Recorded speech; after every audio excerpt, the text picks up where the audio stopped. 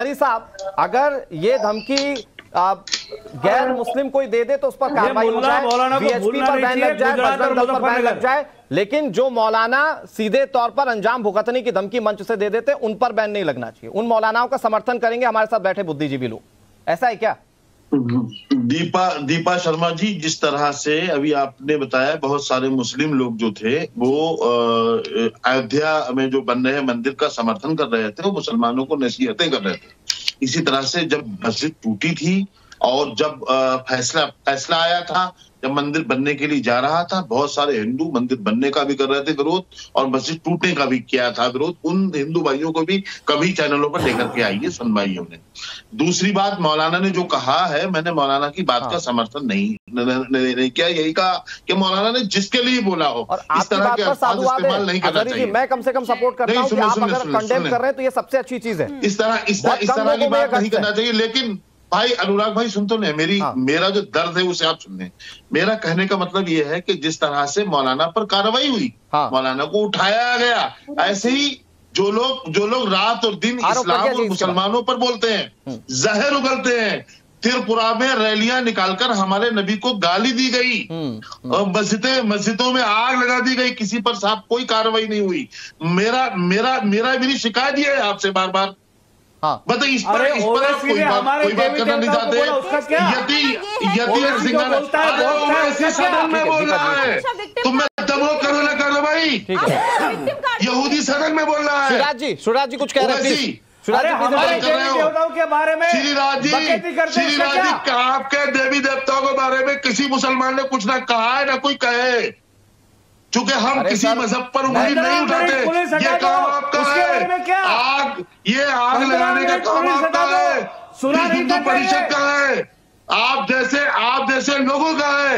जहर उगलते हो करके चैनलों पर मुसलमानों के खिलाफ कोई सरतन से जुदा नहीं। आपने जय श्री राम का नारा लगा करके मुसलमानों को ट्रेनों में मारा है, आपने नरेंद्र मोदी योगी का नारा लगा के आपने ट्रेनों में कत्ल किए हैं। ठीक है, आपको याद नहीं है क्या बात कर रहे हैं आप? ठीक है, एक मिनट, ठीक है, लेकिन अजहरी साहब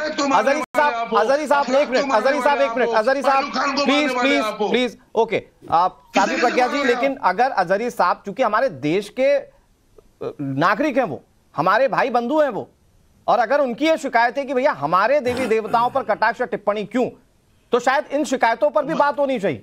किसने किया? अनुराग जी सुनिए मेरी बात, अजहरी साहब बीच में मत बोलिए प्लीज, आपके बीच में कोई नहीं बोल रहा, आप बोलने दीजिए। सुनिए बात अनुराग जी, हमारे देवी देवताओं पर खुलकर टिप्पणी होती है, सही तो कह रहे हैं श्रीराज जी। अरे आप वो दिन भूल गए जब सलमान चिश्ती ने क्या बोला था अजमेर शरीफ के, उनके पूरे खानदान ने क्या बोला था हमारे देवी देवताओं पर, हमारे वराह अवतार का अपमान किया उन लोगों ने, वो दिन कैसे भूल सकते हैं? सर तन से जुदा कर दिया कन्हैया कुमार का, जो 22 जनवरी को प्राण प्रतिष्ठा हुई है, राम लल्ला विराजमान हुए 500 सालों के लंबे संघर्ष के बाद, उस दिन को इन लोगों ने काला दिन कहा है भारतीय इतिहास में। ये लोग बात करते हैं सौहार्द और सद्भावना की और आस्था की, इनकी सबसे बड़ी प्रॉब्लम पता है क्या है? राम मंदिर बन गया, इनके अंदर कुंठाएं हैं, देश एक संवेदनशील माहौल से गुजर रहा है और अब ज्ञानवापी भी बनेगा इनकी आंखों के सामने। इनको तो बड़ा दिल दिखाना चाहिए और हमें सौंप देना। सुनिए,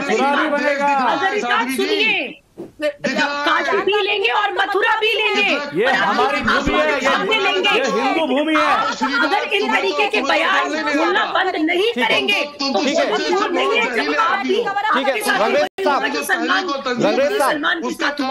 रंगरेज साहब क्या जवाब देंगे?